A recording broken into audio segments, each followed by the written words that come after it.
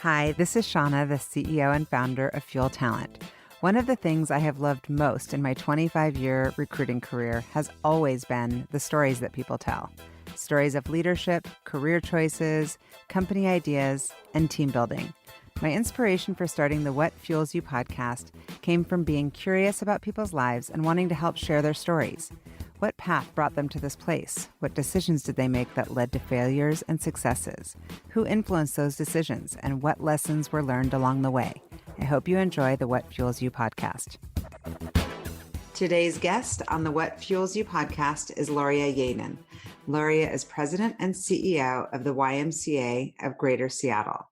She has a proven record of accomplishment serving on public, private, and nonprofit boards, managing P&Ls, building and leading global executive teams, and catalyzing action while driving social change. Prior to the YMCA, Loria spent over 14 years serving in many strategic roles within various industries and markets, including Honeywell and Intellectual Ventures. Loria serves on the board of directors of the Norton companies and Governor Inslee's Social Supports Leaders Advisory Group for Washington State. She is a champion and advocate for equity and justice for all, especially youth and families in marginalized communities. Loria currently lives in the Seattle area with her husband and 3 daughters. Welcome, Loria. Thank you. So good to be here with you. I miss you. It's been, I don't even know, a couple years since I've seen you in person. Too long, but soon. Too long. Yes. Soon. Okay, we're going to start our podcast with some rapid fire. There's so much I want to ask you. I tried to squeeze it in with some rapid fire in the beginning. Good. Okay. Fire away. Okay, what 3 words would describe your leadership style? My leadership style. I would hope others would say empathetic and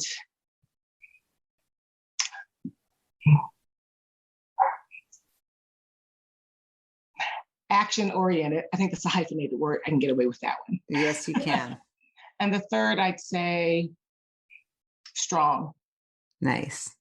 So for you personally, what is your biggest fear?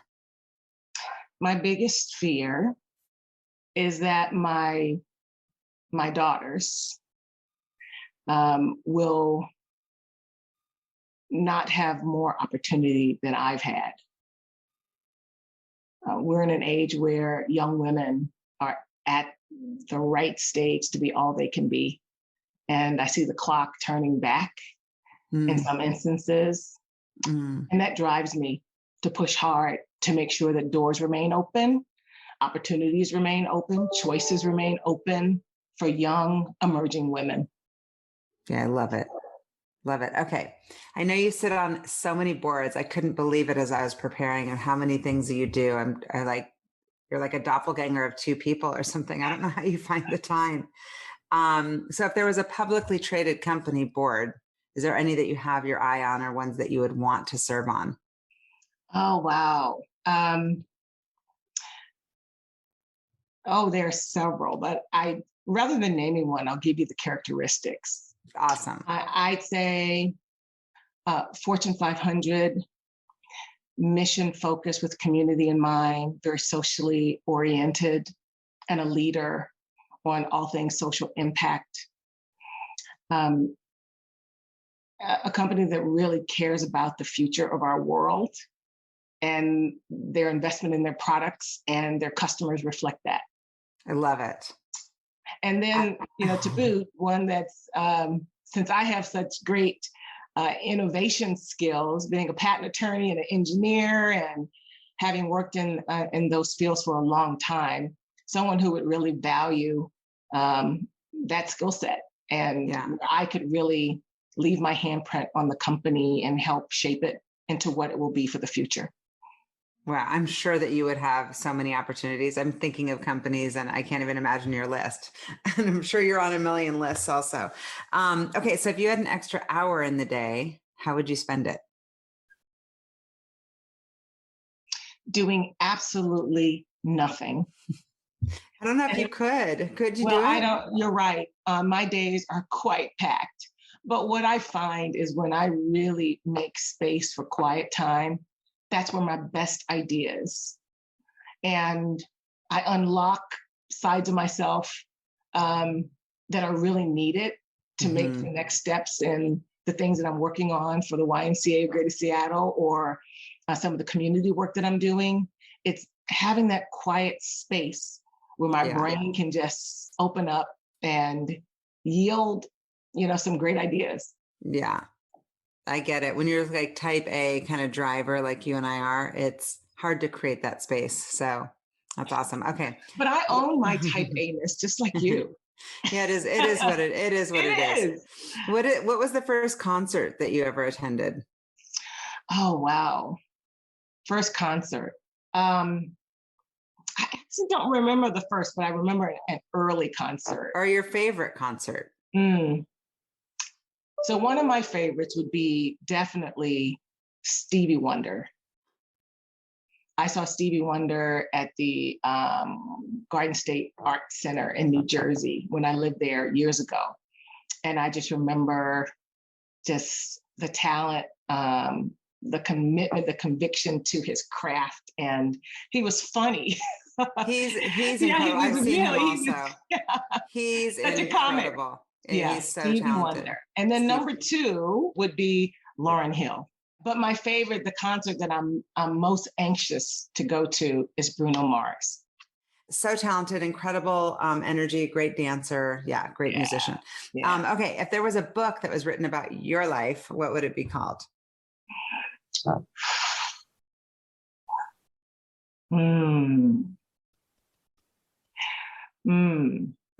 would say Dirt Road to Having It All. Oh. The road. I grew on a dirt road, and I am this person who believes that I can have it all. Being a mom, being a career person. I think you do have it all. And I do. That's my point. And as much as people say women can't have it all, they need to compromise, I'm not a proponent of that. And you can get there. You can get there from anywhere, even a dirt road. Yeah. And that would be the title of my book. I would read it. If you could be a famous author, athlete, musician, or actor, which one would you choose? Athlete. What sport? Gymnast. Oh, were you a gymnast growing up? I was never a gymnast, but boy, did I admire those women who could make those flips and do all sorts of things with their bodies. Yeah. I would do flips in my front yard growing up in this rural space in Virginia, but I actually swore that I could be a gymnast. I don't know why. What's your favorite movie genre? I'd say nonfiction. I watched, there's a movie, I'm skipping the name of it. It's about a gentleman who's growing up, he had cerebral palsy and he wanted to wrestle. And it was based on an actual real story. I saw this. And I love movies like that. So tell me so you grew up in Cambridge, Virginia, the rural South. How was that upbringing? You're one of 4 kids, right? One of 4. And where are you in the whole birth order? So I was a middle kid for a long, long time.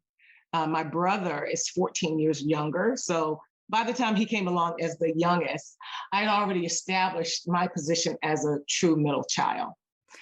So 4 of us. Yes, a real dirt road. It's still a dirt road when I go back to visit and see our old home place. It was a rich experience.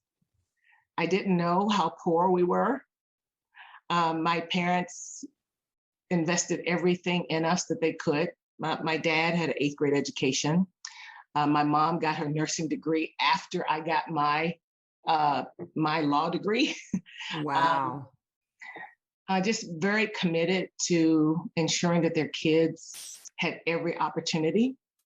I never remember either of my parents reading to me or asking me to do my homework, but I remember their work ethic and how they poured themselves into everything. That's And amazing. it And just, are your yeah. siblings similar to you? Like, where did the drive come from? I think Oh of you as being gosh. so driven. Like, is that, and as a parent, you're like, that's not something we can necessarily teach. It's like sometimes some of Yeah. it is this whole nature versus nurture thing. I think it's innate for the kids in our family. My older sister's a CPA. Um, my youngest sister is a mathematician. She's an IBMer, and my youngest brother is working on his PhD in education right Oh my gosh. now. And I point to my parents. Again, they didn't have it. They didn't emphasize it. I mean, I don't even remember my parents reviewing my college applications, but I do know that all four of their kids, even with our pretty humble beginnings, we weren't the richest family on the block, but all of us came out of college debt free, and Oh that my was the gosh. biggest gift that our parents could have given us. And my dad passed away after I graduated, and my mom had two more kids to put through college, and she did it. And still, my two younger siblings came out of college debt free. My parents were really focused on that, to giving us the best chance to be all that we could be. So did you experience, teachers who gave you the message that you could go on to do great things?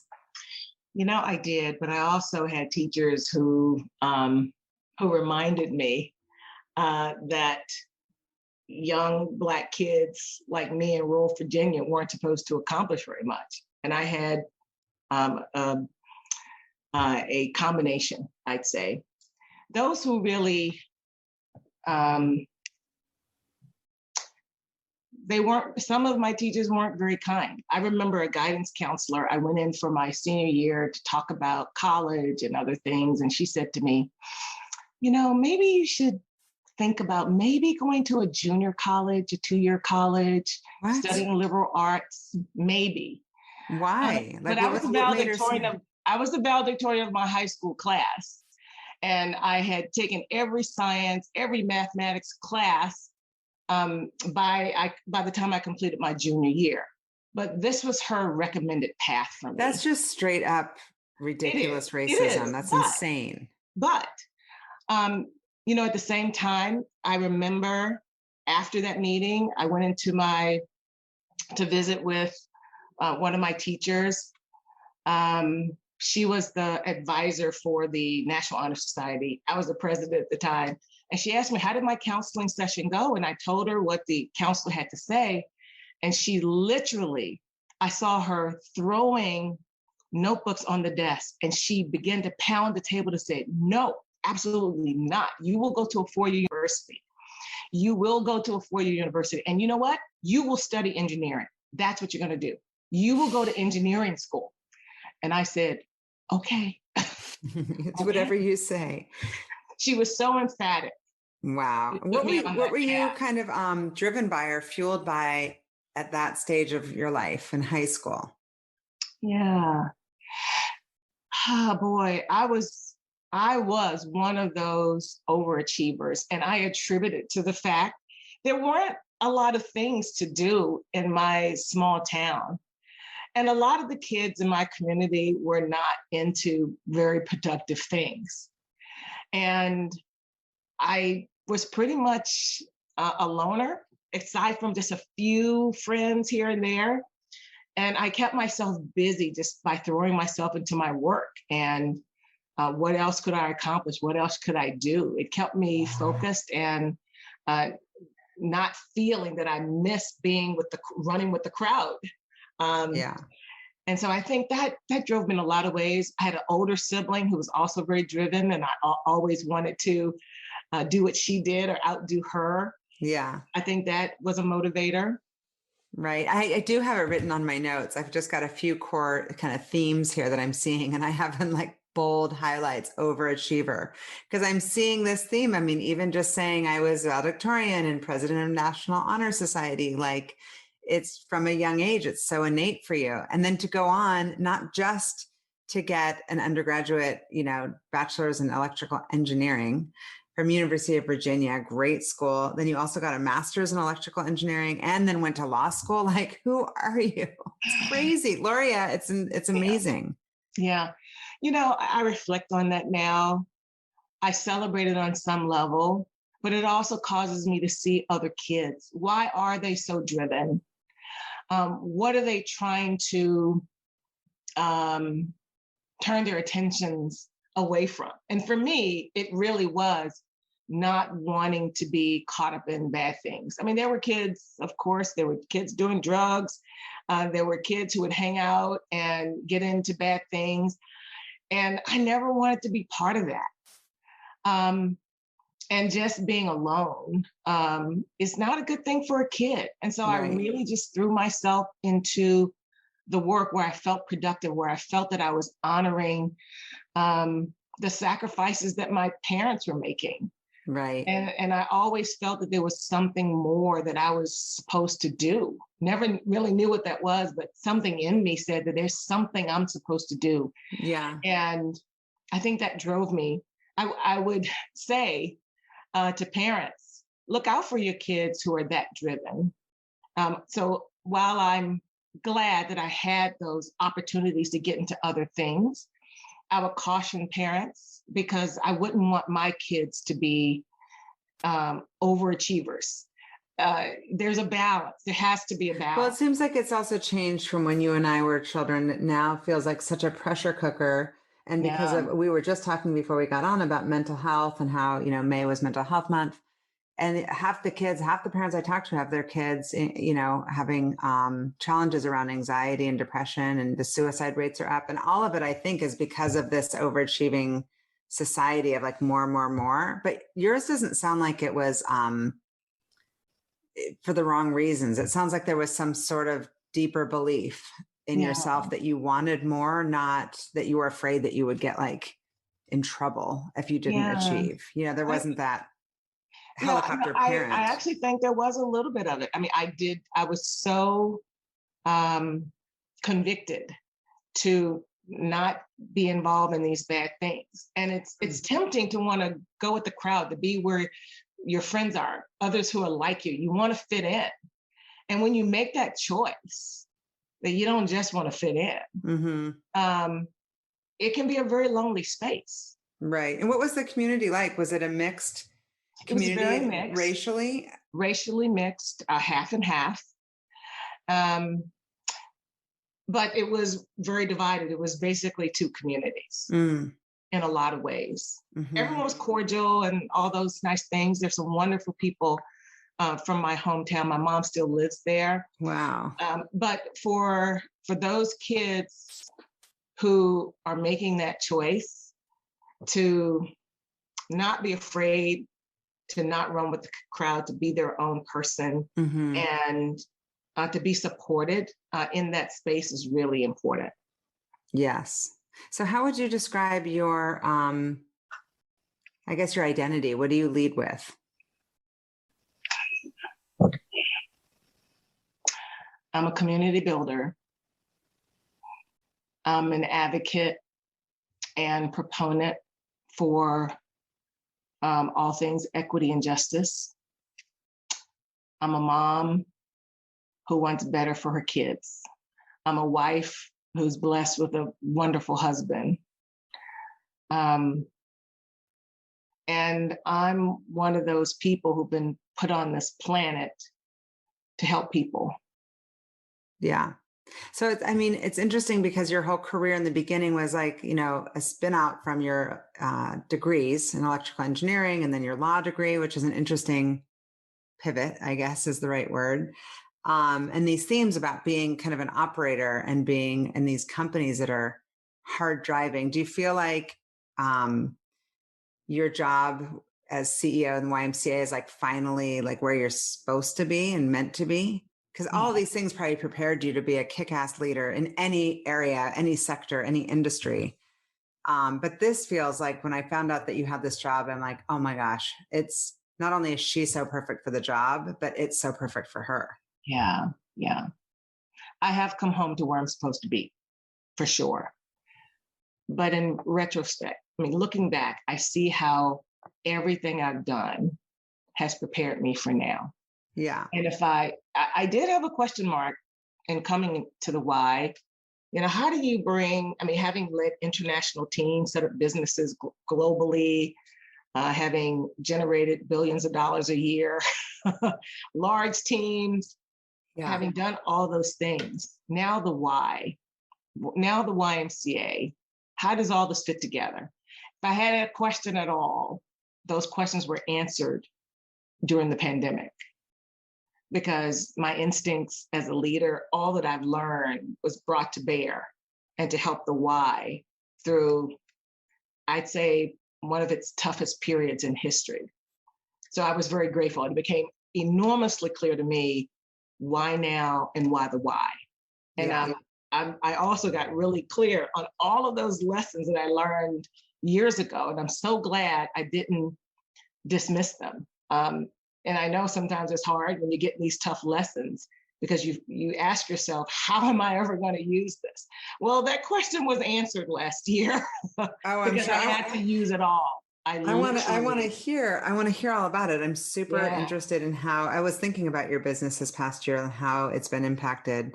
But before we get into that, I do want to hear about a little bit more about the journey. So when you graduated, like, what was your first job out of school? So right out of college, I went into the telecom industry. I worked for Bell Communications Research as a fiber optics engineer.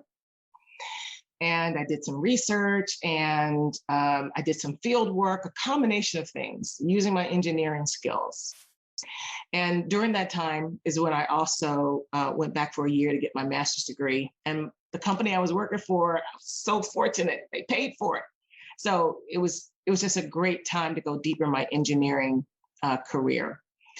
And so I worked for Bell Communications Research, Bellcore, and was about to go back to get a PhD in electrical engineering. And I had an offer in my hands and just realized, I don't think that it's going deep in engineering. I don't think that's what I'm supposed to do. And I rejected it. People told me I was absolutely bonkers.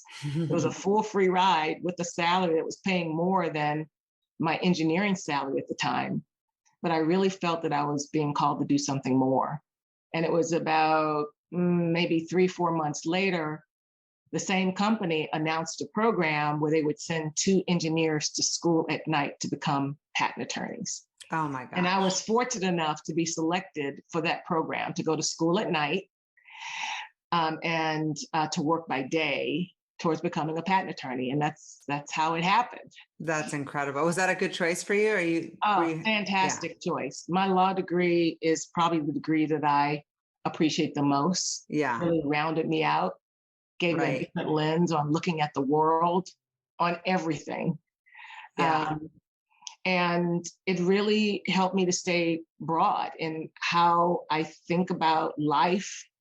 So being a patent attorney, applying technology, a lot of different technologies in a lot of different spaces, it was just great, especially given my my analytical focus and my love for technology. Yeah. It's a great space for me. Awesome. And you did talk about a little bit about these leadership principles and all the things that helped prepare you for this role. What are some of those lessons that you've learned throughout your career? Yeah. So the biggest one for me during the pandemic was to see opportunity even in crisis. And out of that, the Y did some pretty fantastic things, even while we're trying to survive in the midst of crisis. And it was because I kept that at the fore. We actually signed a purchase sale agreement to buy 2,000 acres to start our first new camp in 100 years during the pandemic.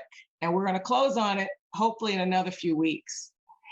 And we also completed an acquisition of a mental and behavioral health nonprofit in Auburn to help that service remain in the Auburn community. We completed that last July. We also we increased the number of beds for homeless youth by 30%. Wow! Even though our revenue was significantly cut, we were closed down. we were still able to grow. And it was because of that opportunity mindedness that I think I acquired from my manufacturing days, having gone through so many pandemics of sorts in my prior life. Yeah. So yeah, all of that brought to bear during the pandemic. Yeah, well, it sounds like are you more kind of, when you're making these decisions in life or in business, are you more kind of gut or data or a combo? Combo for sure, but definitely gut. Yeah, because you have made some interesting career and life choices that have all been incredible. I mean, from where I sit, and we all have, of course, things that we not necessarily regret, but are opportunities where a door closed, but maybe a window opened. Yes. So I'm curious, when you are considering or making choices on either companies or boards, what attributes are most important? Are you looking at the product, the service, the culture, a combo? Mm-hmm. Mm-hmm. A lot of instinct, which should be always grounded in data. But the data is in the whole story. And I have a pretty strong gut that sometimes yells, even when the data suggests going in one direction. If my gut is unsettled, I get more data and I have more conversations with people whose opinions I trust to help me figure out what is it that my gut is trying to tell me. It's not always easy for others to see. My gut tends to tell me not just what's in front of me, but what's down the road and around the corner. And I've learned to trust it and lead from that space. 99% of the time, my gut is right. But wow. My gut is also shaped, though, by data, too. I mean, you cannot ignore data. Yeah. Well, now that we have access to it, it's almost like irresponsible to not, it is, to not take it in. Yeah. And so is there a process, though, or is it that you go through? And when you say that you go to your trusted advisors, is that a kind of formalized group of people, or it just depends on what type of decision? I have a big kitchen cabinet of people, and it's not the same people. But it's people who are in my extended circle who I believe might have something that might inform my decision making, or might be helpful to broaden my thinking, or who might give me another lens to look through to assess a situation. Sometimes I think my gut tells me you don't know enough yet, so put the brakes on. Slow and it just down. ask more questions. Yeah. And not necessarily get more data, but just hear from more people to make sure that I'm looking at the situation broadly enough. That makes sense. And as a community leader, I'm sure that you serve as this person for so many people. Are you a formal mentor for people, or is it informal where you just know that because I know that you've been a great leader, not just in the community, but advocate for women and people of color. And so are there people that you're officially mentoring? I think some would say yes. I mean, there are people that I check in on. You know, I've learned that when I was ready, a teacher appeared. And so I'm the teacher for some people, and I'm supposed to be there to help other people take the next step in their journey. And sometimes my gut just says, you need to call this person, check in on them. It's because maybe there's something that I have that they might need. I intuit that sometimes, and I will check in. But I tend to be open. I tend to open my calendar, time on weekends to just have conversations with people. I'm part of a women's group, and we advise each other just to have conversations, and that's awfully rich. There's a lot of. I'm sure those are always the best. Those groups, absolutely. So Absolutely. I make that a priority to go into those spaces so that I can learn, but also so that I can benefit someone else. I mean, you get, but you also give. The reciprocity of it is what makes it special. Yeah. And were there moments in your career where doors closed or promotions weren't given and lessons have been taken from those experiences? Yeah, yeah. No, doors have closed in different ways. I'll give you one example. Um, when I was planning to go to engineering school, I really wanted to go to Virginia Tech. I hope my UVA friends aren't listening. But I applied early at mid to go to Virginia Tech. And I got in and I was over the moon. My parents, because my older sister was going to University of Virginia, my parents said, we really think you guys should go to the same school together. It'd be better, you could support each other. And I was bummed by that because I had my sights set on going to Virginia Tech. And it really pained me to have to pull out from Georgia Tech, but I'm sorry, from Virginia Tech. And but then I went to University of Virginia, and I can't imagine having gone anywhere else to engineering school. Yeah. Best grounding, best relationships today that I've ever had in my life.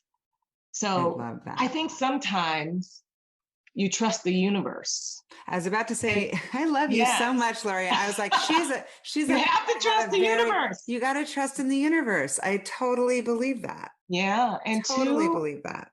See the opportunity in whatever is happening. And, there have been times that, there's been rejection. There are times I've applied for some opportunities and they didn't come through. And then you ask yourself, why? What do I learn from this? Right. And what do I trust in this moment? Is it that the next opportunity is ahead of me, a better opportunity is ahead of me? Or is it that I'm supposed to stay where I am? It gives you the opportunity to ask those questions of yourself. Yeah. And that's probably the best outcome in failure is the self-assessment. So if you can take the lessons, in the moment, it will propel you to where you're supposed to be, where you're supposed to go, what you're supposed to accomplish. Well, speaking of supposed to be, like, how did you even end up in Seattle? Is that from Intellectual Ventures? Oh, it is from Intellectual Ventures. I was the CEO of Honeywell's intellectual property company based in Phoenix, Arizona. I'd been there for 6 years, and Intellectual Ventures called, and they called. And they called, and I wasn't really responding. And then one day I decided to respond. They invited me to come up for a visit, and I did. And the night after the visit, I stayed up all night long. I just could not sleep. My mind was blown at what they were trying to do. And I felt like I really needed to be part of it. And so the family moved from Arizona to we live on Mercer Island now. So we've been here since 2009. How did the girls take that news? Because it is very different, Arizona to Seattle. Oh, yes. It was difficult in the beginning. We actually took the girls to Olive Garden to break the news that we were moving. And before the meal arrived, we had to leave the restaurant because our girls literally stretched out in the floor. They were protesting. They were little and crying. Oh man, they were not. Oh yeah. Yeah. They made quite the scene. Seattle's beautiful. But one of the things that I'm aware of having left and then come back is Seattle's lack of diversity. Mm. And so how is that for you? And how does that, I can't understand what that feels like as far as the diversity that I don't experience. I don't experience it in the same way as you. Yeah. Yeah. How is that here, and how do you make sure that you are a positive role model in that way? Yeah. First, let me go back to Arizona because there wasn't a lot of diversity there either. Yeah. We lived in Ahwatukee, which is kind of the Scottsdale of Phoenix, is the way it's described. Yeah. There wasn't a lot of diversity. And by the way, we moved here, and I made the promise to my older daughter that if she wanted to move back for her senior year in high school in Arizona, that I would personally move back with her. And this is how we convinced the kids to come to Arizona. And then you just cross your fingers. And when we got to the senior year, I said to her, so Mom made a promise. What do you want to do? She says, what are you talking about? And she said, I cannot think of having gone to high school anywhere else. This is where I'm supposed to be, Mom. So it does all work out in the end. Yes. But yes, there is a lack of diversity, especially on Mercer Island. There are ways that we still remain very connected. There are organizations like Jack and Jill of America that I've been a part of since I moved here. And we make a point of connecting ourselves with other communities so that our kids have that exposure to more kids who look like them. Exactly. More kids who are on a similar path, academically, and have shared values. And they're everywhere, but it's harder in the Seattle area to connect with folks. So you have to be intentional about it. But we have connected with communities of people of color, and it's been great for us. But I'd love to have more people of color here. Absolutely. And I'm constantly. I crave it. I'm always. Yeah. When I see someone else coming, I reach out and I say, hey, I see that you're moving to Seattle. I just wanted you to know I'm here, whatever I can do, to help you get connected. I'm happy to do it, because that's what it takes. Yeah. Not only to attract people to Seattle, but to encourage them to stay, to have them make this home. We have to do it for each other. How do you balance it all? I'm slightly fascinated by the whole idea of it, and how, because I'm assuming we're the same, we're just love children, kind of how we just kind of level the playing field on this conversation and just make it we're all in the same boat, trying to give our kids the best possible opportunities, but also exposing them as much as possible to people who are like them, so that they can feel that connection to our heritage, really. Yeah. Like them, not like them. Yeah. Finding commonality, being open to everyone. Those are the key aspects of that adjustment and building those connections. Yeah, I think so. So your YMCA thing, because we haven't actually gotten a catch up moment since you accepted this role. I'm curious how it came to you. It came to you, or you went to it? Well, I got a call indicating that the Y was looking for its next leader, and asked me if I might be interested in coming into the search. And growing up in Cambridge, Virginia, there was no YMCA, and I had not been a traditional Y kid. So I didn't know as much as I would have liked to have known about the YMCA of Seattle. We were members of the Y and part of the Y in Arizona. So I knew that it was generally a great outreach organization. But I decided to go out for a half day with the past board chair, and mind blown. It was similar to the experience that I talked about with Intellectual Ventures. I could not sleep the night following. It was the same thing with the Y. I just thought, oh my God, what on earth could we accomplish with me bringing to the table my leadership and my commitment to community?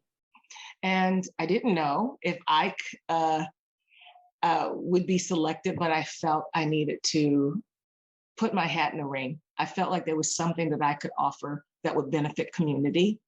And I needed to put my hat in the ring and see what happened.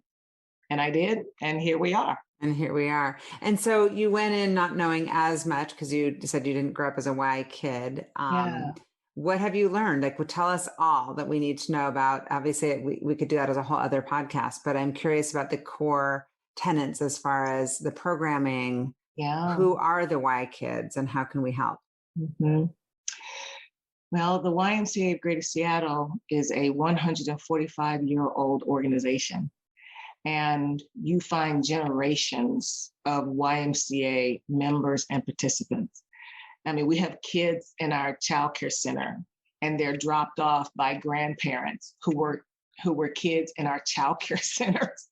I mean, I'm talking about deep legacy, deep history among people who've been served by the Y and contributed to on multiple levels the YMCA.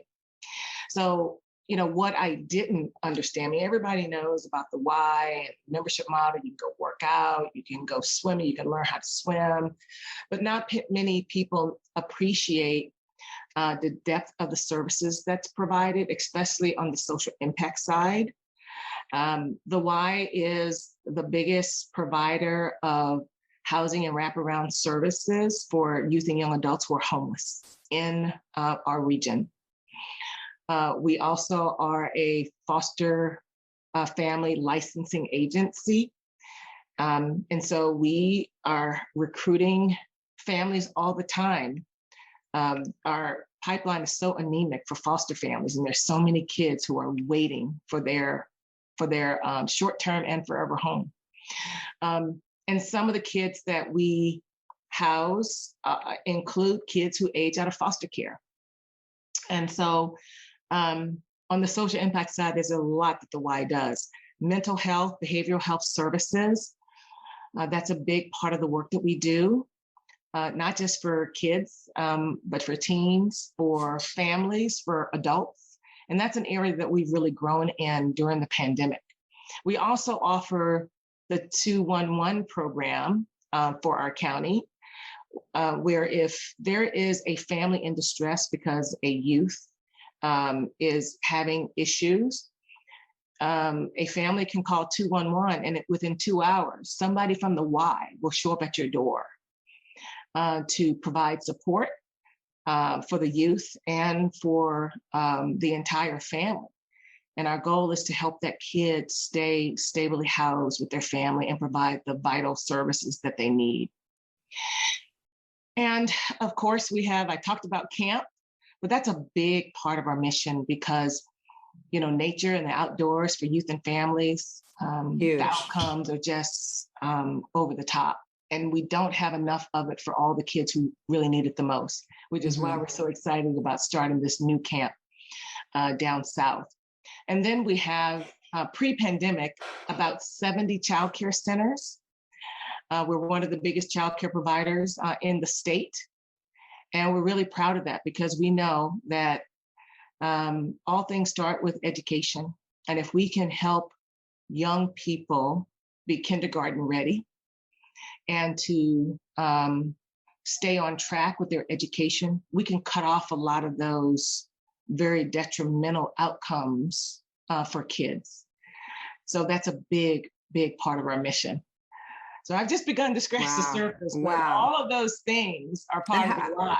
And right now, by the way, if you haven't been vaccinated, you can go to the Y to get vaccinated because we host vaccination centers at our branches. We're there for whatever the community needs. It's incredible. And so how many branches are there?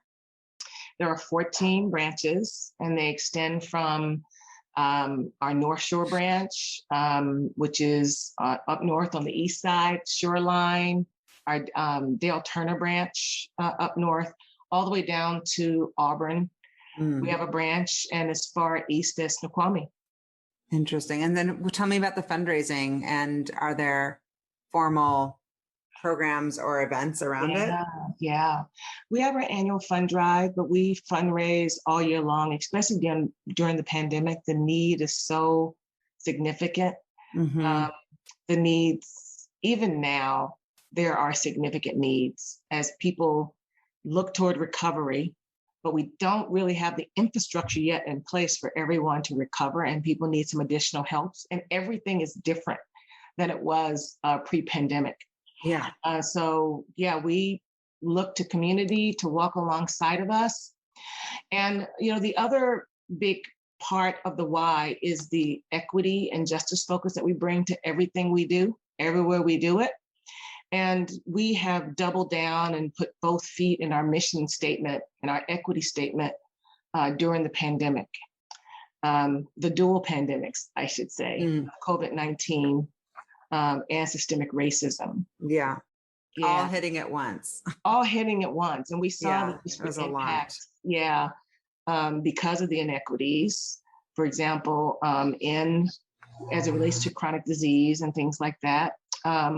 The Y has really taken a bigger stance so that we can cut off a lot of those disparate impacts going forward.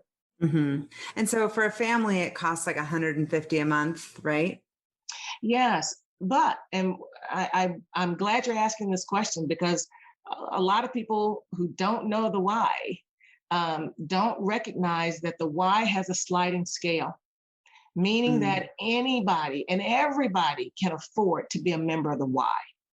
It's income-based, and we find a solution for everybody. What we care about is everybody being able to take care of their health, their whole person health, physical and mental. And it starts with these services that we provide at the Y, from diabetes prevention, Lose to Win, which is helping people adopt healthy lifestyles so they can physically be well. And we offer those mental health services, cooking classes, all of those things incredible. At the Y. I mean, you've made such an impact already. What is your kind of long-term vision and goal? Like, what do you hope to accomplish if we're talking 5 years from now, like a look back? Yeah. So I'm so glad you asked that, because my leadership team, we're in the midst of developing our strategic operating framework to breathe life into our vision statement out 2025 and beyond. And some of the big things that we are beginning to anchor around is this concept of whole person health, with a trauma-informed component, equity and justice at its core, focused on marginalized communities, including BIPOC community. That's where we know we need to go deeper. We don't ever want to find ourselves in a place where we have programming that could help reduce chronic disease, and then to find that people die in a pandemic like like COVID-19 because they are exposed to chronic disease. So we want to do something preemptively, proactively, to help everyone take care of their health, so that they're healthy, they're strong, they have a better quality of life. We also want to, as part of that, to be in a position where your zip code doesn't dictate your life expectancy. And we know right now there is an 18-year differential between Auburn and Bellevue, just based on where you live. Your life expectancy. Doesn't that have to link? It's not linked. That's such a deeper, bigger conversation. It is. Isn't it around everything that encompasses, from access to healthy food to access to, better schooling, all of it. All of it. It's all of it. Right. And so what are those interventions that the Y can offer to enable everyone to have a healthy quality of life and to achieve their full potential? Yeah. And so the keeping you up at night thing, that's like, how do I accomplish this? Is this a marketing? I mean, from an exposure perspective, like, how do I make sure that anyone who could be in our target demographic, I think you're serving over 260,000. So it's like, but how do they know if they don't know? Is it a marketing thing, or is that partnerships? Yes. And to know that they know the Y is here, but to know that the Y is a place for them to feel and be welcomed and to belong and to take care of their health. That's the key message. Is that next piece to know that there is something for them, and that we would welcome them with open arms to join us as they take care of their health, and to share the word, because it's important for all of us to do this and to do it for each other's sake.